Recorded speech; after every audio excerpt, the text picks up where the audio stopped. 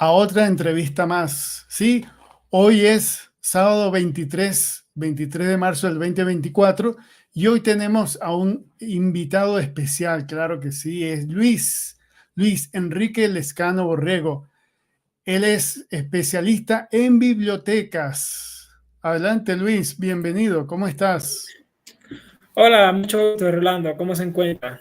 Todo muy bien por aquí. De hecho, le agradezco mucho por esta oportunidad de participar y poder responder a todos.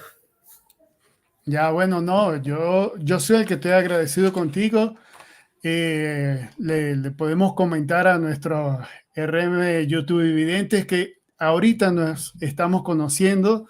Simplemente habíamos tenido un par de conexiones en LinkedIn, donde tú eres bastante activo, y decidí invitarte porque estás en el mundo de las bibliotecas, que es el mismo mundo donde yo estoy, y que seguramente tienes mucho que contarnos, ¿no, Luis?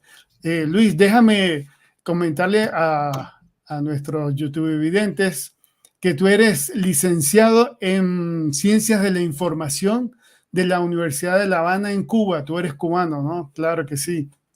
Sí, Y tienes un magíster de la Universidad Andina Simón Bolívar de aquí de Ecuador. Claro, por supuesto, también eres miembro de un comité científico de la revista Chaquiñá. Ya nos hablará al respecto sobre la revista. Miembro activo de LinkedIn, sí, por ahí ya él nos va a comentar qué tiene y en qué anda en LinkedIn. Y también es asesor de la comunidad Mendeley, y eso tiene que ver con las referencias. Claro que sí. Pero para comenzar, Luis, entonces tú eres cubano, ¿no?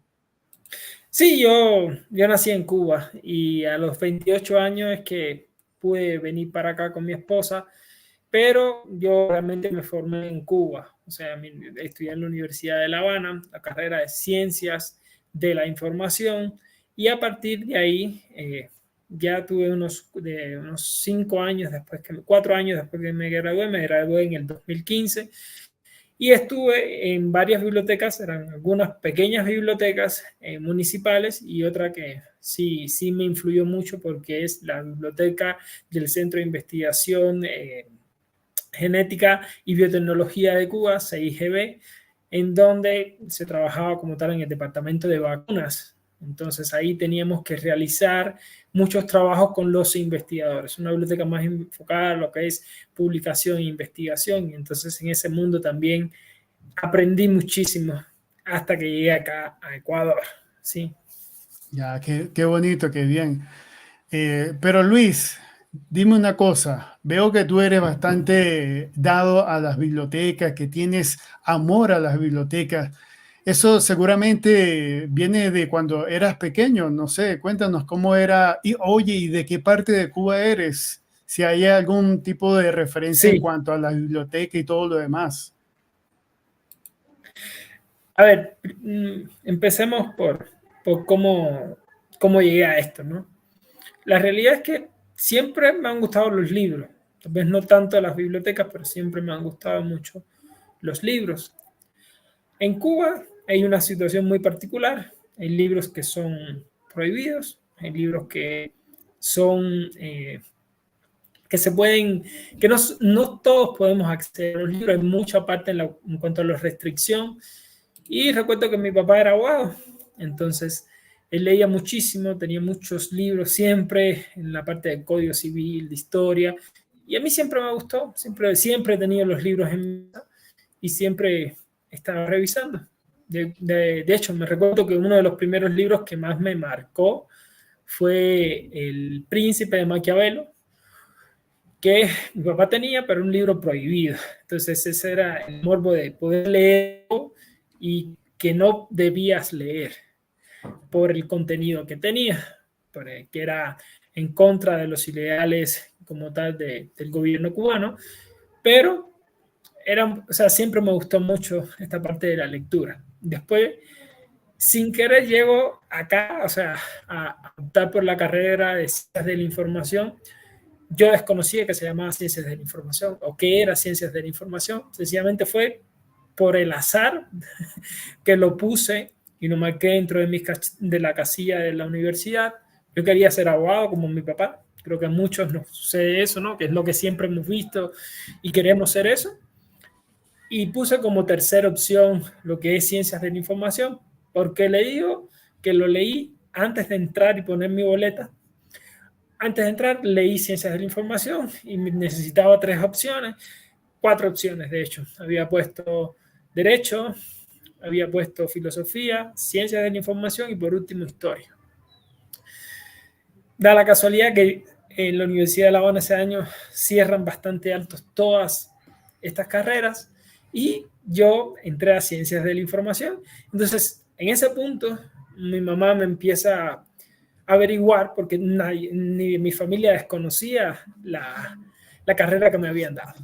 Me dan esa carrera y ya yo iba a entrar, pero en Cuba existe lo que es el servicio militar obligatorio. Y ya yo en este mundo de que tenía que coger una carrera que realmente no era la que yo quería como tal estudiar Derecho, pero digo, vamos a darle una oportunidad. Y durante el servicio militar, que fueron 16 meses de servicio militar, yo tuve la oportunidad de leer mucho. Empecé a leer Los Miserables, empecé a leer obras de Víctor Hugo, y empecé a leer muchísimas obras clásicas, todo lo que llegaba a mi mano prácticamente lo leía.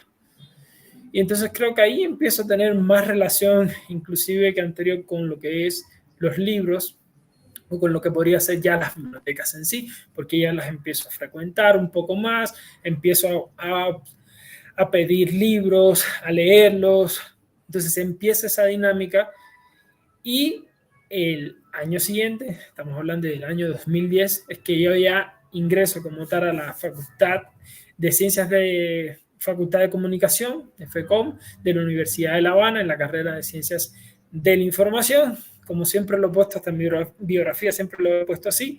O sea, yo llegué aquí de casualidad. Es un mundo que no me ha sido ajeno porque me gustan los libros desde pequeño y siempre mis padres me incentivaron eso, de leer, leer, leer. Pero llegué acá por casualidad. Esa es, a breve rasgo, la historia. Y lo otro es que soy de La Habana. Soy de La Lisa, como tal. Eso es un municipio de extrarradio, o sea, estamos en el límite como tal.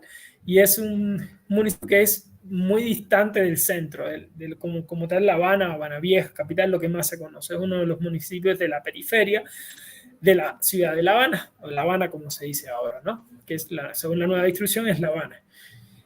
Pero es más o menos, esa es la historia de cómo llegué aquí, el por qué llegué aquí, que siempre lo cuento, fue pura casualidad.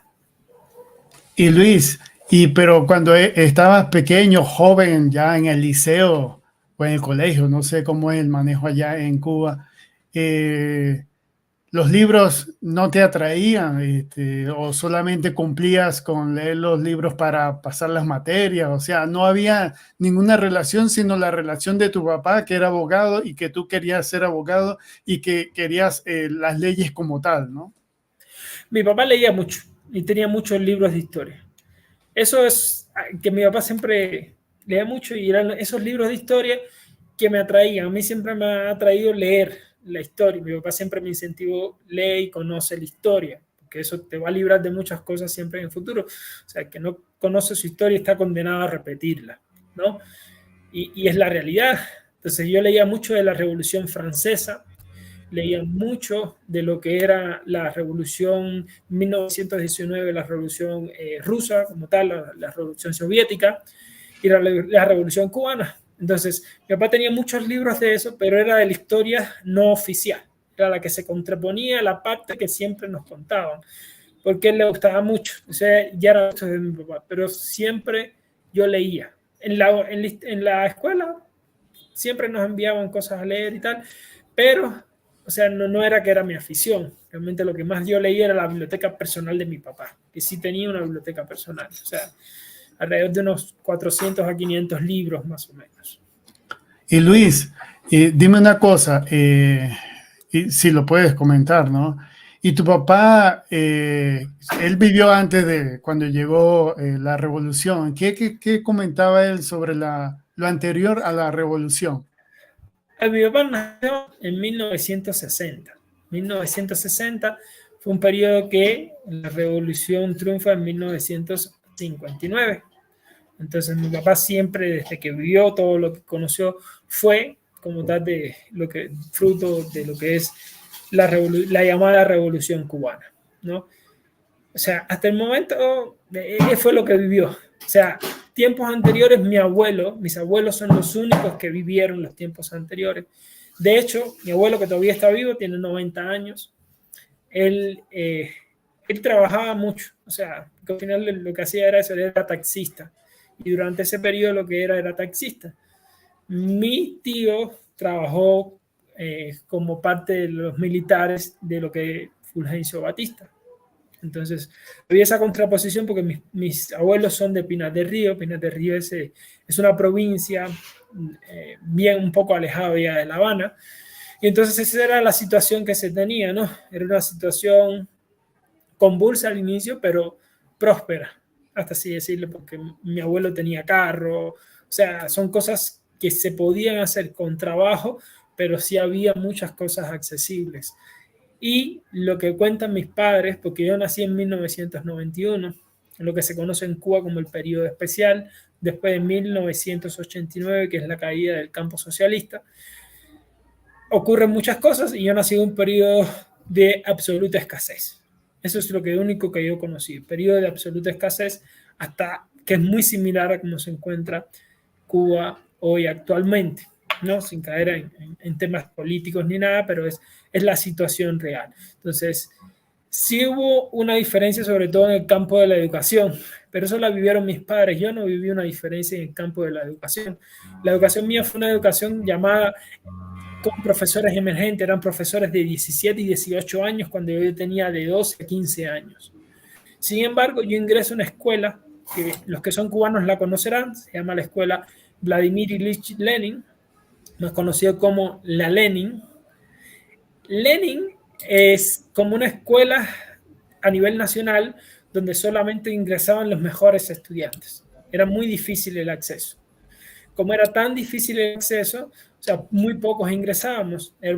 Éramos una escuela que tenía 8.000 estudiantes solamente a nivel nacional. Ahí sí conocí y tuve los mejores profesores, eran profesores que tenían el nivel de los profesores de la universidad, y por eso la universidad no me costó mucho, por así decirlo, porque mis profesores desde 10º grado siempre nos exigieron estar en un nivel muy top. De hecho, nosotros teníamos que participar en concursos de matemáticas, participar en concursos de literatura, porque era lo que se esperaba de nosotros. No, bueno, interesante, ¿ves? Esa parte de la historia de Cuba y la parte tuya, pues es interesante para aquellas personas que están interesadas en tu entrevista. Ahora, Luis, tú llegas a este instituto donde entras en la biblioteca. ¿Entras justamente a la biblioteca a rehacer la biblioteca o ya la biblioteca estaba trabajando normalmente con sistema de clasificación y todo eso? ¿O fue un reto para ti? La parte de lo que es bibliotecología en Cuba está muy bien trabajada. Eso es lo único que en Cuba sí le puedo decir que existe una escuela, la escuela en que yo me formé, es una escuela que existe hace más de 60 años. Es una escuela bastante con mucha tradición. También existe un instituto que es de la Biblioteca Nacional José Martí. Existió en mi tiempo. Durante muchos años existió un instituto que formaba técnicos de biblioteca. Entonces era catalogación, indización, resumen, todo lo que es el procesamiento técnico de la información estaba muy avanzado. Aunque era en catálogos y ficheros, estaba hecho. Ahora, donde yo empiezo a ver ya los cambios con sistemas de gestión documental, no es hasta que ingreso en lo que es la Biblioteca Nacional de Bellas Artes, porque fue un periodo muy corto, porque realmente yo estuve unos 2 meses ahí, realmente, antes de venir acá a Ecuador, en 2019. Una amistad mía trabajaba en el museo como tal de Nacional de Bellas Artes, en la parte de arte contemporáneo, el arte cubano. Entonces aquí tenían una pequeña biblioteca. Entonces con un amigo que trabajaba en la universidad también, un chico muy, muy capaz también, lo que empezamos a hacer es tratar de incorporar un sistema de gestión, de gestión de bibliotecas, que era COA en ese momento. ¿Sí? Porque, ¿qué pasa? los sistemas, hasta que yo me gradué, la universidad no tenía sistemas de gestión bibliotecaria, por así decirlo. Eran Todo a con mano, ficheros. Sí, fichero. todo a mano, eran ficheros. Y cuando llegué a los lugares eran ficheros. Yo vengo realmente a conocer sistemas automatizados aquí, como recuerden. En 2019 recién llegó Internet en Cuba. ¿Sí? Una demora muy grande, que vemos que mucho atraso, pero en 2019 recién, 2018, 2019 recién llega Internet por telefonía móvil. Realmente el acceso era muy limitado. Yo, por ejemplo, tenía acceso a Internet, según lo que me daba mi facultad, de 2 horas al mes. Sí, bueno, sí, yo entiendo esa parte. Ah, o sea que tu mundo bibliotecario comenzó a partir del 2019, de bibliotecario automatizado, Claro. al comenzar a manejar COA. Sí. Imagínate que yo COA lo vengo siguiendo en 1998-99, que es cuando justamente, junto con otro amigo, porque yo también vengo de la rama de la informática, comenzamos a desarrollar un sistema que, gracias a Dios, bueno, está en la universidad de donde provengo y está en el colegio donde me encuentro aquí en Ecuador, que se llama Librum. Y bueno, aunque cuando fue el ejemplo a seguir, los ejemplos a seguir, imagínate, eran Ex Libris y otros, ¿no? De los Estados Unidos, que para esa época yo decía que lo único que le faltaba era hablar, porque hacía de todo.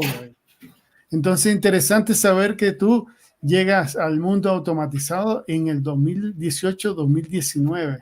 Y bueno, Sí, ya gracias aquí en el Ecuador, ya los pasos son agigantados, ¿no? sí. A ver, de aquí, a pesar de esto, yo siempre me ha gustado la informática y la programación. Es una rama que nunca he dejado de lado. Entonces, sí, yo aprendí, pero durante mi carrera, durante la carrera universitaria, yo aprendí a programar en Java, aprendí a programar lo básico, HTML, CSS y JavaScript. Eso era lo básico. Sí sabía cómo funcionaba esa parte y siempre me gustó. ¿Qué pasa? Aquí en 2019 yo llego también acá a lo que es Cuenca.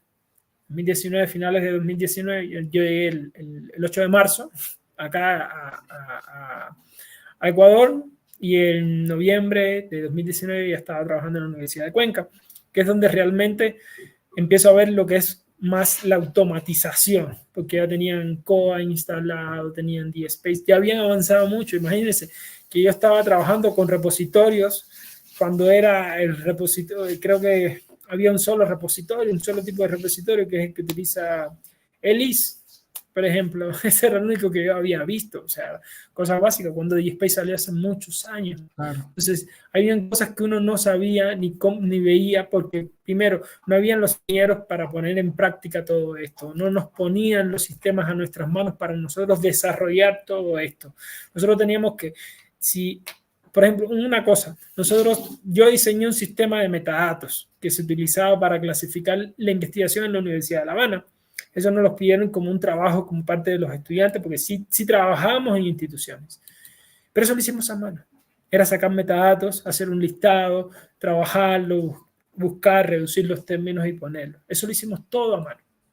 ¿Sí? O sea, era sacar términos y decir qué era. O sea, que le agradezco mucho porque es la realidad, porque cuando lo llevamos al sistema automatizado, Más fácil. perdemos la noción, pero los que vienen ya con sistemas automatizados pierden la noción. Ellos no saben lo que hay detrás, ni saben por qué Mark funciona de la manera que tiene que funcionar, porque todo eso viene de fichero, por Claro. así decirles. Yo vengo también de fichero, pero con mucha parte de la automatización sí me gusta mucho. Ya, Luis, y tú llegas a la Universidad de Cuenca, que espero algún día de estos ir a visitar, llegas como bibliotecario, Sí, raso, efectivamente. digo, bibliotecario Sí, raso. sí, bibliotecario. Se fue Cu- lo primero, bibliotecario. Cuéntanos ese cambio, Luis, por favor, ese cambio de venir de Cuba con ciertas deficiencias en la parte de bibliotecología, en lo que tiene que ver con la automatización, y luego encontrarte que estás en Ecuador, en una universidad renombrada y con con equipos ya montados, que ya lo único que hay que hacer es trabajar. ¿Cómo fue ese choque o esa ganancia? Cuéntanos, por favor. O sea, sí, o sea, cuando llegué a la universidad, como le decía, fue en 2019, fue un poquito antes de la pandemia. No tuve mucho tiempo de estar trabajando físicamente. Mi esposa estaba embarazada y entonces mi esposa también trabaja en la universidad, ¿no? De Cuenca, como bibliotecaria. Mi esposa siempre me decía, ven para que trabajes, ven para acá. Y se abre la vacante porque hay una persona que sale y llaman, no llaman a concurso, pero ya había dejado la carpeta y nos hacen una entrevista. ¿Qué pasa? Las consultas que nos hacen en la entrevista eran de corte teórico.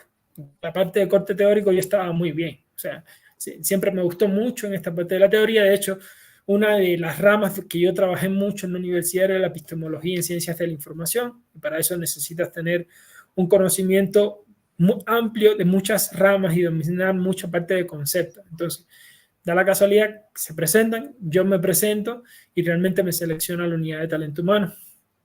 Ahora, a partir de ahí es complejo. Porque No tuviste oposición. básicamente no fue mucha, porque realmente sí, a mí sí me gusta. Yo me gradué con diploma de honor incluso en la universidad y sí me gustaba mucho. Yo fui, mejor dicho, alumno ayudante desde segundo año. Yo trabajaba en asignaturas antes que me las dieran. Por eso yo, en muchas asignaturas yo las tuve ya ganadas, por así decirlo, las tenía convalidadas antes de darlas, porque todo lo que era referente con eso, con análisis documental, muchas veces yo era antes lo que ya me gradué, se las aprobaba antes. Entonces esa parte me gustaba mucho. ¿Qué pasa? De ahí a la realidad dista mucho, y eso es una cosa que siempre, de hecho es algo que trato de hacer mucho, llevar la teoría a la realidad, o sea, que es importante. ¿Qué pasa?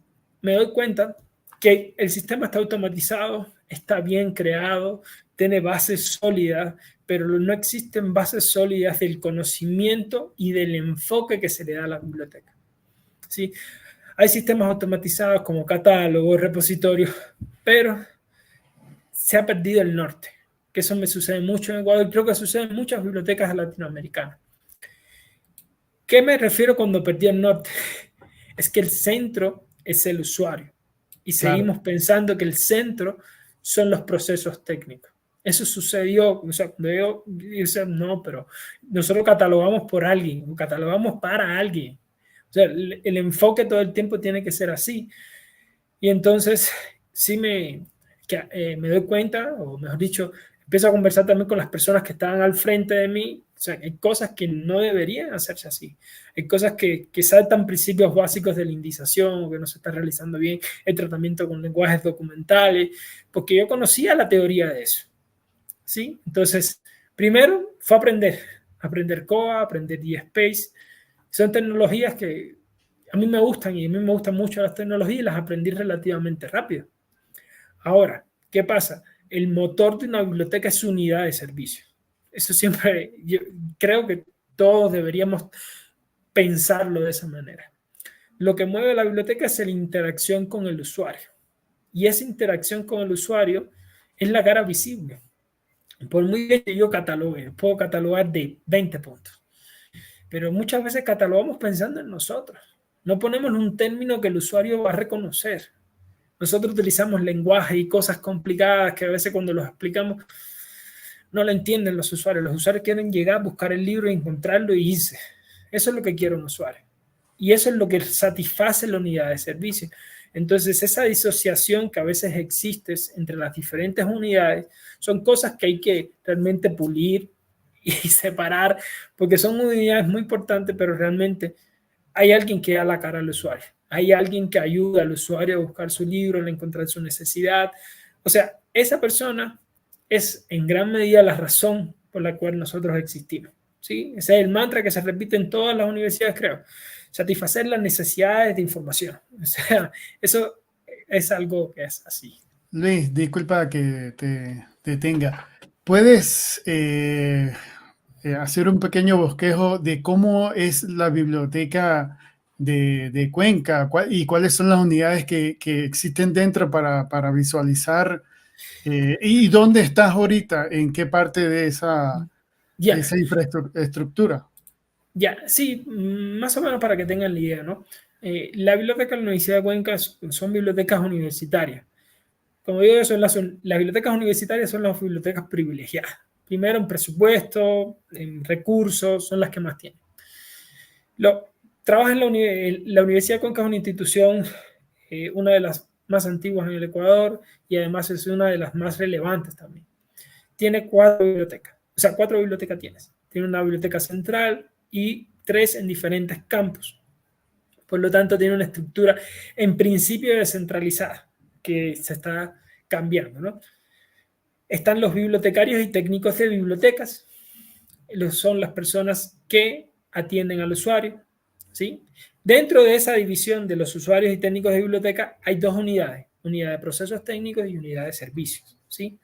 Dentro de los bibliotecarios, ¿sí? Al frente de esas unidades está un especialista de biblioteca, que es el que dirige la unidad de servicios, la unidad de procesos.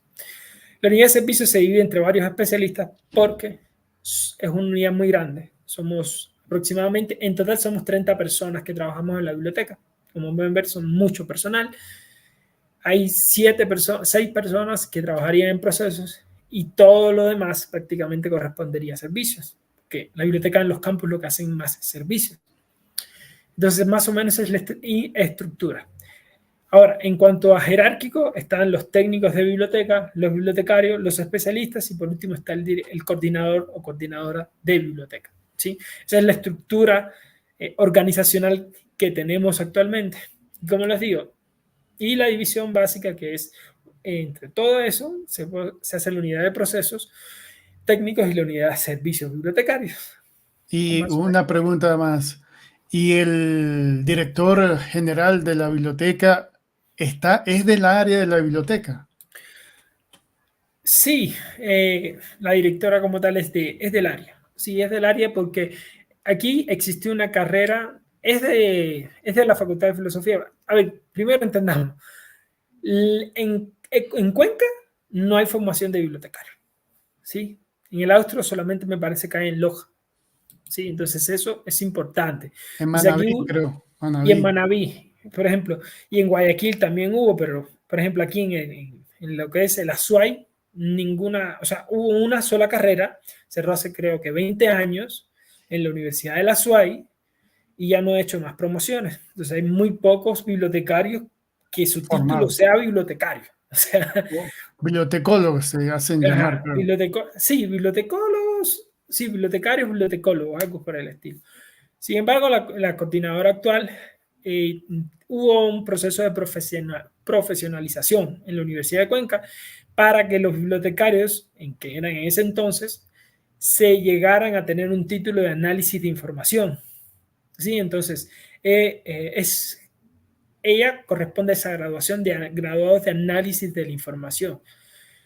Es más o menos por ahí, ¿sí? Pero, o sea, es algo que también yo creo que debería potenciarse, porque además se cerraron las carreras de ciencias de bibliotecología en el país, solamente queda la de Manabí, por la falta de estudiantes. Aunque sea, que lo que se ha aumentado mucho son las maestrías, pero una maestría no es una formación de tercer nivel. Una formación de tercer nivel incluye 5 años, pero son 5 años profundizando en punto por punto de la biblioteca, cómo realizar. Entonces, sí, de hecho, eso es una de las grandes falencias que yo creo que hay en el país, que es que no tenemos, ante la demanda que existe, no hay la cantidad necesaria o suficientes de personal graduados del área. ¿Sí? Eso es algo también importante. Quiero comentarte algo al respecto. Yo estoy en un colegio y por supuesto estoy como bibliotecario, ¿no? Y a los chicos que son de IB o ya BGU, ya finalizando, siempre les digo yo a ellos, les pregunto que qué quieren ser ellos. Entonces ellos me dicen, no, yo quiero ser abogado, yo quiero ser médico porque mi papá es médico o lo que sea. Entonces yo les digo, ¿y ustedes han pensado alguna vez ser directores, bibliotecarios? No, no, no, no. Porque ellos piensan que el bibliotecario es solamente entregar un libro y nada más. Y yo les digo, ¿saben qué? El bibliotecario es famoso, puede hacer su licenciatura, ganar dinero, puede hacer su maestría, ganar dinero, puede hacer su doctorado, escribir artículos y ganar dinero. También es un estatus que los puede llevar a un lugar mucho mejor o igual que ser médico, abogado, ingeniero, lo que sea. Entonces aquí en el Ecuador, perdón, Sí, sí, aquí en no, el no. Ecuador necesitamos darle énfasis a esa carrera y que lo vean como cualquier otra. Y creo que ese es el problema que está habiendo en el Ecuador, que ven la biblioteca como algo que en papel está porque el gobierno pide que hayan bibliotecas escolares y todo lo demás, pero no hay la importancia de bibliotecario como tal, que es una persona que está preparada para orientar a los estudiantes, a los docentes y a cualquier persona que tenga una necesidad informática, de información. No, sí, de hecho, o sea, totalmente de acuerdo. Aquí hay un desconocimiento grande de qué se hace en la biblioteca y qué incluye la biblioteca. De hecho, en muchas universidades se amplía, o sea, mejor dicho, en muchas bibliotecas o centros de información se amplía la malla curricular, o sea, de personas para tener la gama de personas necesarias para poder ingresar. Pero ¿qué pasa? Lo siguiente, eso que es lo que yo pienso que sucede, termina en dos cosas: en que las bibliotecas no tengan el reconocimiento que necesiten, al no estar enfocadas de la manera que deberían estar enfocadas.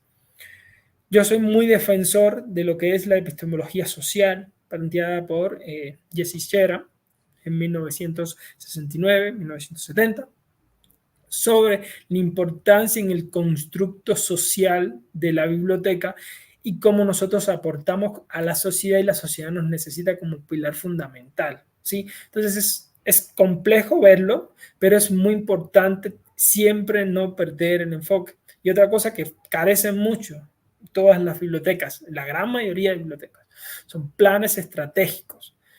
¿Dónde vamos a tener la biblioteca de aquí a 5 años, a 10 años? Muchas veces es no tenemos presupuesto, no tenemos esto, no tenemos lo otro, no tenemos y no tenemos. Yo vengo de un país donde no se tiene y donde se reutiliza. Yo creo que usted también. Pero vemos de países que son complicados y que hay que hacer con lo que no se tiene. O sea, Claro. aquí no se está adaptado a tener el recurso para hacer. Y sin recursos se logran hacer muchas más cosas que lo que se podría hacer muchas veces con recursos. Segundo, este país, créanlo o no, hay personas que les interesa la biblioteca.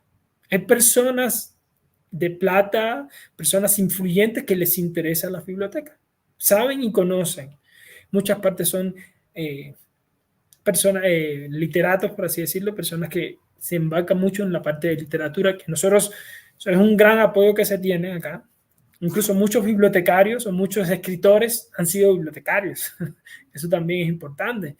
Muchos escritores han sido bibliotecarios. Y es algo que nosotros podemos ganar, ¿sí? Y es la realidad, a veces, por eso le digo, o sea, sí me ha ocurrido, yo he visto cosas sin usar, y ¿por qué no se usa? ¿Por qué no le damos otro uso? ¿Por qué no cambiamos? ¿Por qué no hacemos esto? A veces es la voluntad humana. Yo me acuerdo que existía, una vez un profesor nos hace esa anécdota, ¿no? Había un estudiante de él que trabajó, uno de los estudiantes más brillantes nos decía que había tenido él. Trabajó, al final lo pusieron a trabajar porque nosotros tenemos que volver 2 años de trabajo a la universidad, al Estado para que no nos quiten el título universitario. Siempre tenemos que trabajar 2 años, ¿sí? En la universidad, en donde nos diga la universidad que tenemos que trabajar. Esos 2 años ese chico pasó en y era de los mejores de la promoción. Le tocó trabajar en una biblioteca perdida en un pueblo. Entonces, bien complicado. Pero ¿qué hizo el chico? Él convirtió su biblioteca en el centro de información de su ciudad. ¿Cómo? Dando la información que nadie les decía. En Cuba hay una cosa que se llama la libreta, no sé si le conozcan. Es la libreta de abastecimiento, existía en ese tiempo. Que es que te daban los alimentos racionados a través de una cartilla de racionamiento y tú recibías eso en la bodega. O sea, se le llaman bodega, eran establecimientos donde te daban todo eso, azúcar, granos, frijoles, arroz, pollo, aceite, huevos, todo eso, ¿no? Te daban eso y lo que tú hacías era con eso y ahí llevabas para tu casa. Entonces el chico de la biblioteca lo que hacía era, cada vez que llevaban todas las cosas nuevas a la carnicería, a la bodega o cualquier otra cosa, cogía y lo apuntaba dentro de la biblioteca. ¿Qué hacía? Que las personas entraran a la biblioteca para saber qué llegaba. Entonces es algo muy sencillo como empezar por eso. O sea, detectar la necesidad de información en mi sociedad. Es muy importante. Hay necesidades de información en esa comunidad a la cual yo pertenezco. ¿Cuáles son esas necesidades de información y cómo yo puedo satisfacerlas? No necesariamente con los libros, porque hay cosas que no se satisfacen con libros. Tan sencillo como orientar a un estudiante o una persona que viene y decirle, no, la universidad es muy grande, ¿en dónde quiero ir? No, tienes que ir a tal lugar. Es tan sencillo como eso, es una referencia. Y esas cosas son importantes. No, interesante, en verdad que sí. Eh, Luis, ok, ahora lo que me interesa saber es, bueno, ya tú llegaste a Cuenca, pudiste ingresar a una biblioteca, una tremenda biblioteca, una universidad así como la de Cuenca. Ya te diste cuenta la orientación que debe tener la biblioteca, pero ahora yo veo que estás claro, has podido realizar los cambios que piensas tú que debería hacer o necesitas de la ayuda o necesitas llegar al lugar de jefe para hacer esos cambios. Yo no digo que hay cosas y cosas, ¿no? Hay, los cambios que yo he podido hacer desde mi posición lo estoy realizando y se han estado realizando, ¿sí? Hay cambios que, como les digo, o sea, hay cambios que solo puede hacer el jefe, que es la realidad. O sea, hay una estructura que te somete hasta cierto punto para hacer ciertas cosas, ¿sí? Entonces, hay cosas y hay cambios que uno podría realizar y tal vez se limita a realizar o no realiza porque realmente la posición en que uno se encuentra atañe a realizar otro tipo de actividades un poco diferentes. Pero sí el cambio se hace. Yo he cambiado muchas cosas desde que llegué. Muchas concepciones se han cambiado mucho, que es algo que creo que carecen muchas bibliotecas, es dónde está escrito lo que hay que hacer. Eso es fundamental. Generar esa documentación es importante porque después viene alguien y ese alguien no sabe cómo se está haciendo. Entonces, no, si no existe esa persona, se van, se jubilan, se pierde la información. Es ¿Sí? verdad. Ya, ok, ok, está muy bien. Y me alegra mucho que estés aportando y que los cambios se estén dando. En verdad que eso es importante. Eh, yo puedo entender que en una organización, pues las cosas a veces andan porque tienen que andar, porque van de bajada, pero más nada. Pero en el momento que llega una persona con criterio y comienza a hacer esos cambios, es ideal tanto para la institución como para la persona que está haciendo ese esfuerzo, que veo que eres tú. Pero también puedo darme cuenta de una cosa, Luis. A lo mejor hay cosas que tú quieres cambiar, como dice, pero la parte gerencial no lo hace o no quiere o lo deja para después. O a lo mejor siente que uno se está metiendo en lugares donde no se debe meter.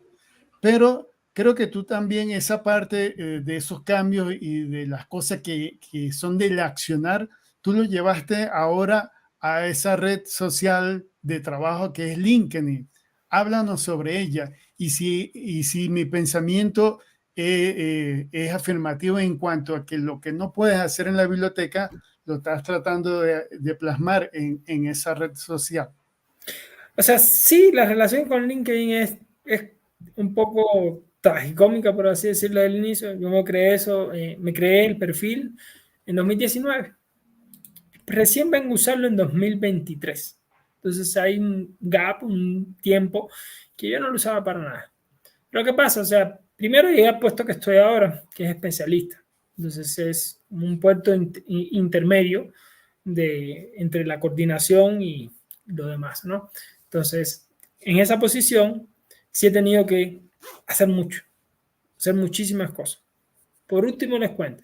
Nosotros hemos recibido una donación, son documentos históricos importantes que hace 10 años estaban guardados. Entonces, los empezamos a digitalizar. Documentos de Eloy Alfaro, documentos de Alfredo Bacarizo Moreno, Juan Montalvo, manuscritos de Juan Montalvo. Entonces, cosas importantes. Las estamos sacando ahora, las vamos a publicar y estamos haciendo todo ese proceso. Que siempre hay que hacer ese tipo de cosas, siempre las tenemos que hacer, ¿no? Pero ahí yo empecé a trabajar, desde 2023 empecé a publicar un poquito. Primero, porque escuchaba mucho Platzi. Platzi es una escuela online para desarrolladores, pero a mí siempre me ha gustado mucho aprender a programar. Entonces yo aprendí a programar Python en esos años. 2022, 2023 aprendí a programar Python como tal y me gusta mucho programar y desarrollar software. Me encanta esa parte, como hobby, ¿sí? Ahora, he hablado mucho de marca personal. Entonces, marca personal, yo no tengo Facebook, yo no tengo Instagram, no me gusta, no quisiera tener, no los tengo habilitados porque no quiero, ¿sí? No son plataformas donde me gustaría estar. Pero ¿qué pasa? Hay una plataforma, os dicho, os comentaban de LinkedIn, que es una plataforma con un tono profesional, enfocado en un público específico profesional, donde tú vas a hablar, ¿no?, de lo que le dices a tu primo o comparte fotos de la familia o cualquier otra cosa, ¿sí? Tú lo que vas a hacer en LinkedIn es compartir información sobre tu mundo. Entonces yo empecé hace prácticamente un año, fue en abril de 2023, y empecé a publicar un poco. Mi primer post, por ejemplo, le recuerdo, fue qué son las estadísticas Counter, porque yo quería o estaba buscando información para poder centralizar las estadísticas de las bases digitales. Entonces me puse a investigar qué son las estadísticas Counter y ahí elaboro un documento y lo publico. Muchas personas me lo ven, me responden, qué bueno esto. Digo, qué chévere. Digo, me gustaría seguir haciendo un poquito acá. Y ahí empezó la trayectoria. Empecé a publicar una o dos veces a la semana. Durante ese tiempo me fue bien, me empezó a ir bien, o sea, empecé a ganar seguidores, pero quise crear una newsletter, porque siempre lo he visto, y yo estoy suscrito a varias. Al final son como correos que te explican una temática y que todo el tiempo te están dando información sobre esa temática. Es muy importante, son como boletines, como conocíamos anteriormente. Me gusta, y digo, bueno, déjame ponerme a escribir. Y me empiezo a forzar a escribir todo el tiempo. Yo todas las semanas publico en mi newsletter en LinkedIn que se llaman Crónicas Bibliotecarias. Y yo pongo todo lo que se me ocurre. ¿Por qué se llama Crónicas Bibliotecarias? Porque las crónicas son la vida de una persona, o sea, de lo que trata. Entonces yo lo que trato de poner ahí es todo lo que aprenda, sea bueno, malo, regular, todo lo que yo voy aprendiendo lo voy poniendo. Y todo lo que me voy dando cuenta de que falta, lo pongo. Y empiezo a trabajar de esta manera, ¿no? A partir de que empiezo a publicar en LinkedIn de manera más frecuente, tengo mi newsletter, ya me empiezan a invitar un poquito más. Me empiezan a invitar para que dé charlas, me invitan a un curso internacional sobre conservación del patrimonio documental. Son cosas que me empiezan a marcar y entonces empiezo a ver el posible potencial. Porque además de yo ser especialista, estar en la biblioteca de la Universidad de Cuenca, también soy instructor de cursos, también formo a bibliotecarios, porque me gusta y creo que es algo que es necesario realizar. Sí, a mí me gusta mucho la tecnología. Entonces yo con los sistemas, muy bien, entonces empiezo también a dar muchos cursos. Con esto empiezo a dar más cursos todavía. ¿Sí? Empiezo a trabajar con CEDIA, que es la Corporación Ecuatoriana para la Investigación y la Academia. Entonces ahí damos cursos de bibliotecas, cursos sobre repositorios, cursos sobre evaluación de repositorios y vamos a estar trabajando siempre en esa línea. Y a finales de 2023 me dan por haber contribuido también en estos artículos colaborativos la insignia también de Community Top Voice en Library. Community Library Top Voice, ¿sí? Por eso el perfil siempre tiene como esa parte, esa insignia como dorada de haber contribuido a eso.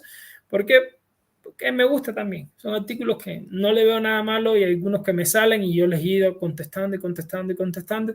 Y mientras más contestas, más te salen. Entonces, más personas te empiezan a dar like y en base a la cantidad de likes, si estás en el 5% de mayor cantidad de likes, te van a dar esa insignia. Entonces, más o menos empecé a trabajar con esa plataforma de esa manera. Y hasta el día de hoy que vengo trabajando con LinkedIn, entonces es una plataforma que es para crecer como profesional, no solamente para encontrar trabajo, para buscar información, para saber qué están haciendo, porque las bibliotecas comparten qué estoy haciendo. Sí, estoy digitalizando esta colección. Yo le pregunto, ¿cómo estás digitalizando? ¿Qué escáneres estás utilizando? Y vas generando esa interacción. Es bueno tener ese tipo de contactos, ¿sí? LinkedIn, si lo sabes trabajar bien, te va a dar oportunidades de empleo, te va a dar contactos que son muy importantes, saber a quién llamar. O sea, tengo un problema, ¿a quién tengo que llamar? ¿Quién me puede asesorar en ese tema? Yo no soy experto en todo. Entonces hay personas que yo sé que me van a ayudar. Eso es muy importante y compartir contenido de manera continua. A veces compartir contenido, crear contenido, todo el mundo piensa que es extremadamente complicado y todo tal. Miren, si no pueden hacer mucho, les comparto lo que yo hacía al inicio. Creo un texto y lo paso por ChatGPT para que lo modifique un poco y lo haga presentable y agradable. Porque yo no sabía hacer eso, yo no sabía redactar bien. Ya con el tiempo que ya llevo, sí sé cómo estructurar un texto, cómo redactar, pero son habilidades que se van creando, ¿no? Entonces, si no sabes crear mucho, todo lo que tú tienes por decir a las personas, tu punto de vista le puede interesar mucho, o tu historia de vida le puede interesar mucho. Entonces, es muy importante a veces saber cómo llegar a tu público, cómo llegar a los bibliotecarios, porque no todos, hay muy pocos bibliotecarios que están en LinkedIn, ¿sí? Hay muy pocos bibliotecarios que están en LinkedIn, que están compartiendo contenido, que están diciendo cómo están trabajando, a pesar de ser la red social indicada para compartir el trabajo de los bibliotecarios, ¿sí? Entonces, yo empiezo a trabajar en LinkedIn porque veo el potencial que tiene.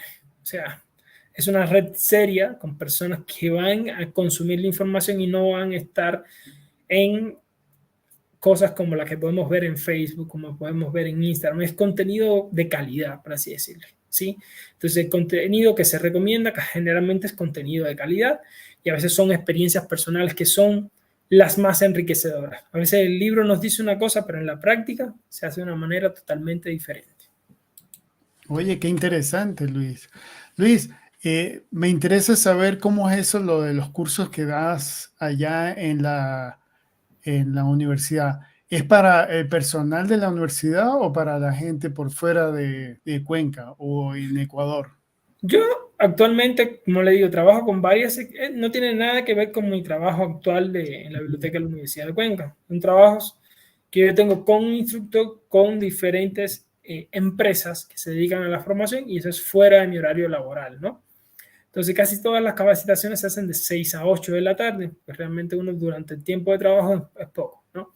Entonces empiezo a trabajar con Biblio Latino, empiezo a trabajar con la Corporación Ecuatoriana para la Academia y la Investigación, CEDIA, desarrollando cursos virtuales, 100% virtuales o con clases por Zoom, ¿sí?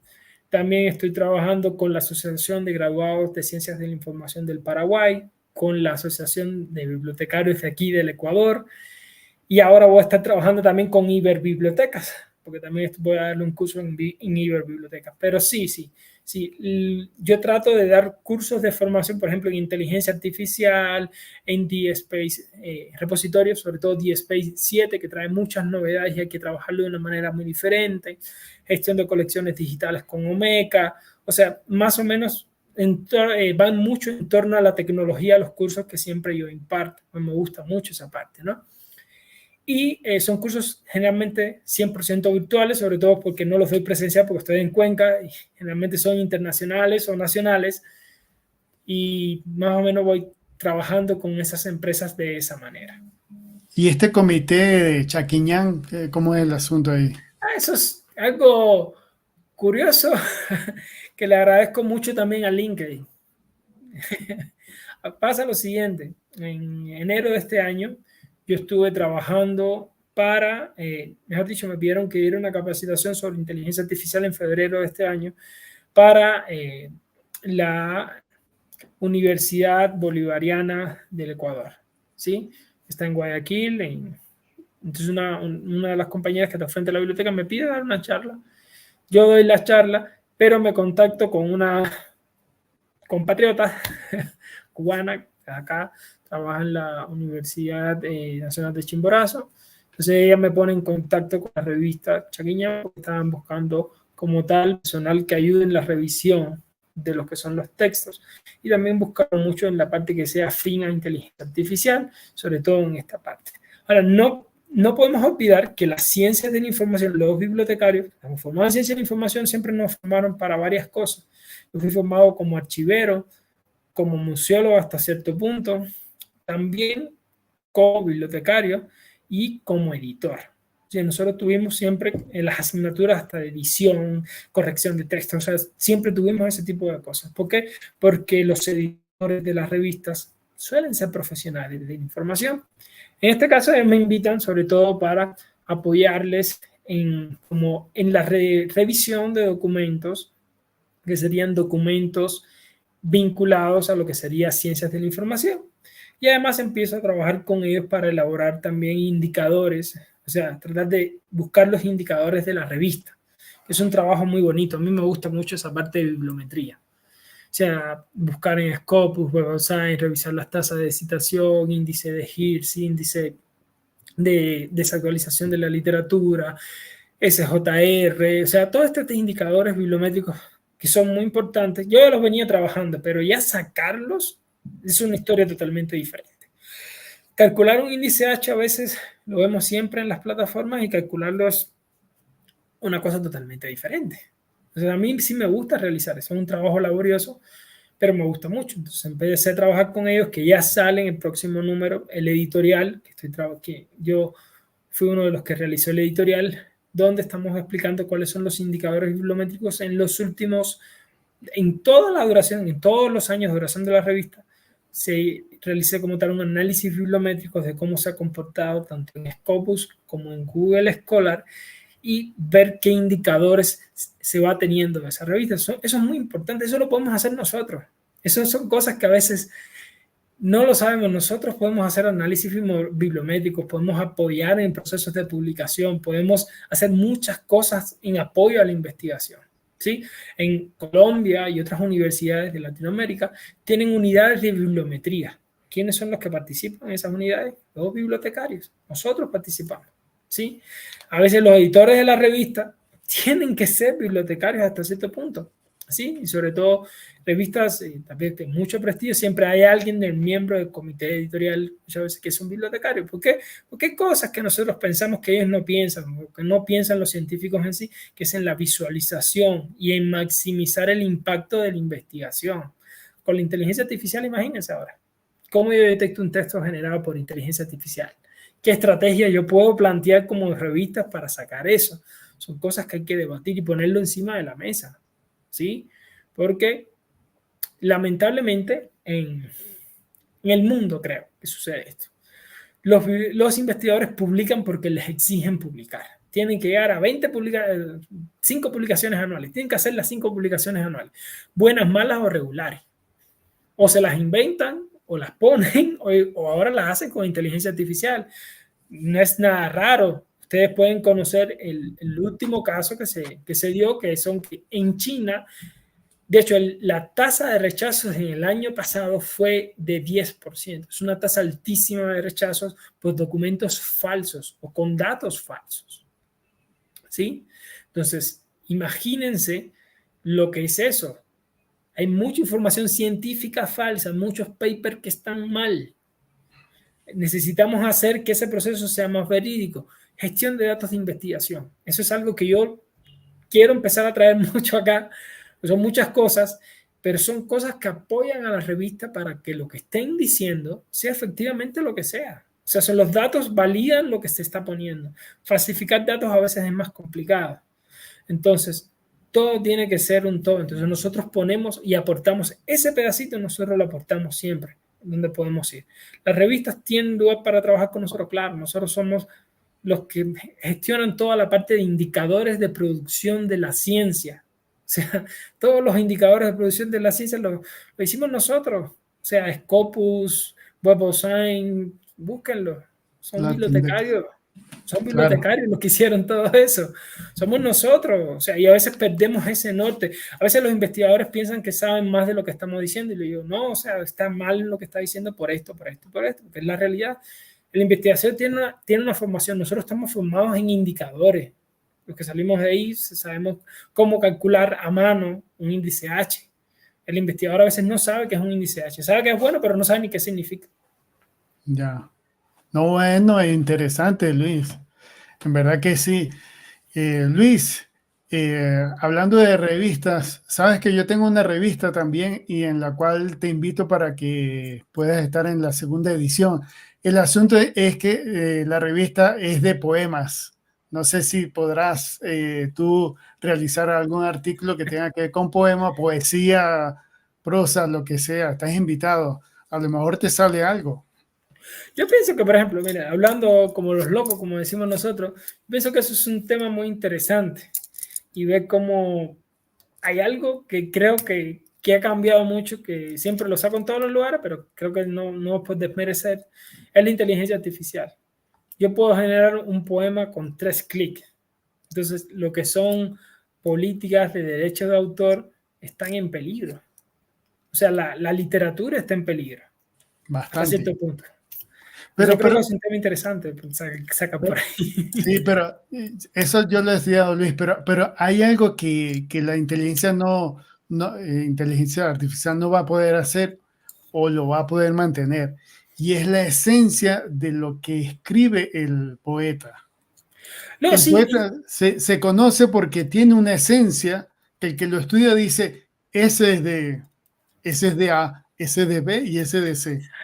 y una manera de escribir, porque eso también pasa, como puede suceder cuando estás leyendo un libro. Cuando uno lee un texto de Gabriel García Márquez, que me gusta mucho, o de Víctor Hugo, yo sé cuándo es por la forma de hacer las oraciones, por la forma de decir las cosas, uno sabe. Dice, bueno, sí, sí, es fulano, porque la forma en que presenta las cosas. Por ejemplo, Alejo Campertier, él siempre presentaba con un nivel de detalle, de descripción, lo que era la parte arquitectónica impresionante. Entonces, cuando veías sus textos, veías que hacían mucha referencia a la parte esta de la arquitectura y todo esto. Entonces, te llamaba la atención, ¿no? Pero sí, puede que no pierda, pero una persona que realice las instrucciones adecuadas y que trabaje en la inteligencia con poetas o la eduque en eso, puede llegar a tener cosas muy reales y muy parecidas a una persona real. Entonces, ¿hasta dónde punto está la frontera? Porque nosotros realizamos concursos de poesía. Y ahora una cosa que les planteaba a ellos, digo, ¿y cómo ustedes saben que no lo hizo un chico con 3 clics?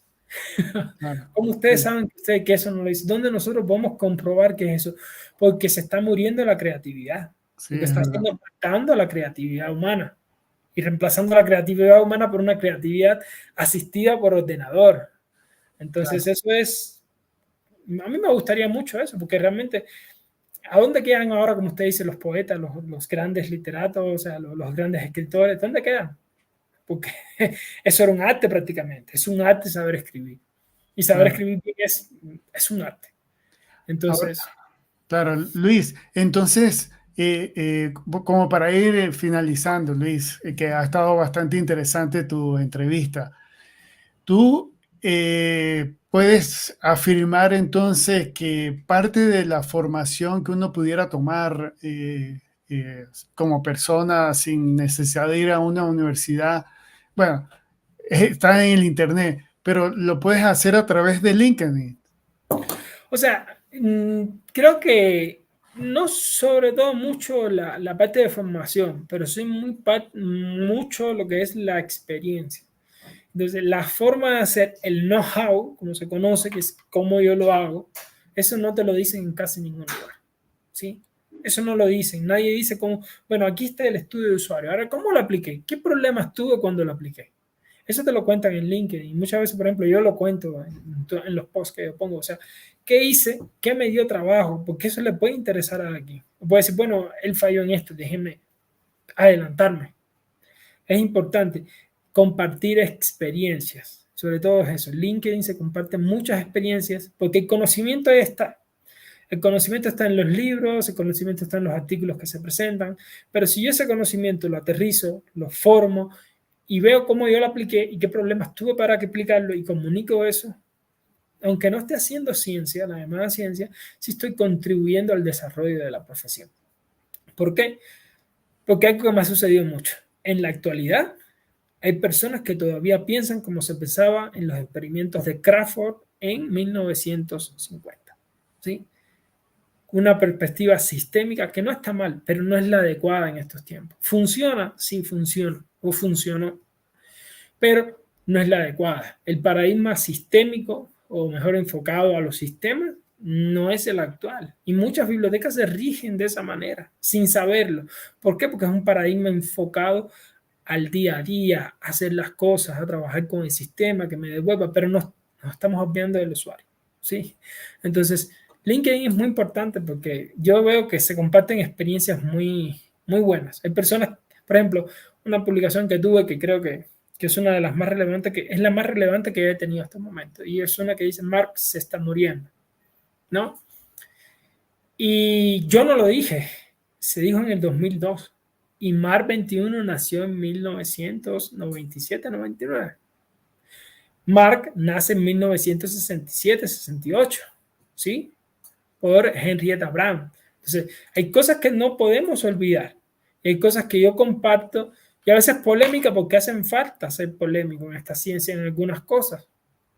Hay personas que dicen, no, Mark, no, yo creo, porque me gusta Mark, siempre he visto Mark y que seguirá Mark. Y no es la manera de escribir.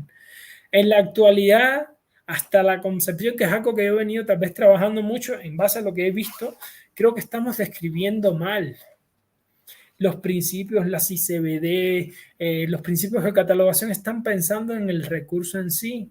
Ya empezamos a pensar, porque es muy importante, es el chip que tenemos de buscar las relaciones con los objetos. ¿Sí? No solamente pensar en describir el objeto per se, sino en pensar en describir la relación de ese objeto con el constructo documental que lo rodea. Entonces es una manera de pensar en una descripción que yo le considero como descripción enlazada, pero es pensar el objeto que estoy describiendo en el entorno que se encuentra, que eso se hace muy bien en archivística, pero en la biblioteca nos falta llegar a ese punto, ¿sí? De establecer relaciones y de catalogar pensando en relaciones. Nosotros hemos estandarizado muy bien, pero yo le describo, me invento, esto es un libro, yo describo este libro y lo describo lo mejor posible, pero no estoy diciendo de dónde salió o qué relación tiene con otro elemento de mi colección, porque este libro pudo haber pertenecido a la misma persona de otro libro y están sus apuntes. Sí, son cosas que no pensamos, entonces, pero sí, yo pienso que LinkedIn va más para eso, ¿no? Es una red para compartir experiencias y para adquirir ese conocimiento. Ya. Luis, quisieras aprovechar la oportunidad para indicarle a las personas cómo llegar a ti y cuáles serían esos cursos que estarías pronto a estar realizando. Sí, de hecho, todos los que estén acá, sí les pueden pasarse por mi LinkedIn, que aquí lo vemos, Luis Enrique Lescano. Pueden visitarme ahí, o sea, hacerme clic en el botoncito de seguir, igual que el de este canal, para crecer y pueden estar al tanto de todo esto. De hecho, estoy ahora justamente sacando ya mi propia plataforma de cursos virtuales. Sí, estoy sacando mi propia plataforma de cursos virtuales que estaré avisando por esa plataforma. ¿Sí? Entonces, por ahí sería para que se puedan contactar conmigo. La única red que estoy es en LinkedIn. ¿Sí? Me escriben a LinkedIn o a mi correo electrónico para poder estar en contacto, tengan alguna duda o algo sobre bibliotecas, siempre me preguntan y estoy ayudando a personas también en eso, ¿sí? Luis, pero este correo entonces lo vas a seguir usando. Hasta el momento sí lo voy a cambiar. Hasta el momento no estoy, de hecho, en estos días he estado en eso, o sea, en cambiar toda la plataforma y profesionalizar todo un poquito más. Entonces sería en la empresa como tal que estoy fundando, que es Bibliobytes. Entonces sería luislescano@bibliobytes.org. Pero bueno, todas estas comunicaciones sí las quiero poner a través de LinkedIn, que es donde yo tengo el perfil de la empresa, mi perfil, para que puedan estar al tanto de todo esto. Bueno, Luis, entonces, en verdad que te agradezco por haber aceptado mi invitación. Te dejo para que te despidas de mis YouTube videntes y los invites a seguirte en LinkedIn y a estar atentos a la conformación de tu próxima compañía u organización. Sí, a todos, de hecho, que sigan primero este canal, por haberme dado la plataforma también para expresar mis ideas y para que me conozcan un poquito más. Y todos pueden pasarse por mi LinkedIn, que es LinkedIn / Luis Enrique Lescano, como pueden ver, está aquí abajo. Ahí tengo también una newsletter, porque si les interesa, es un contenido semanal que estoy subiendo sobre diversos temas acerca de bibliotecas. Se llama Crónicas Bibliotecarias. Si les gusta, también pueden suscribirse a mi newsletter y estar pendientes de BiblioBytes. Es la empresa de formación que estoy construyendo, en la cual vamos a tener una plataforma para cursos en líneas especializados en bibliotecas. Cursos 100% virtuales, no necesitas un instructor. Las clases van a ser pregrabadas, puedes consultar toda la información online para que puedas mejorar tu formación, ¿sí? Y mejorar tus conocimientos en cuanto a bibliotecas.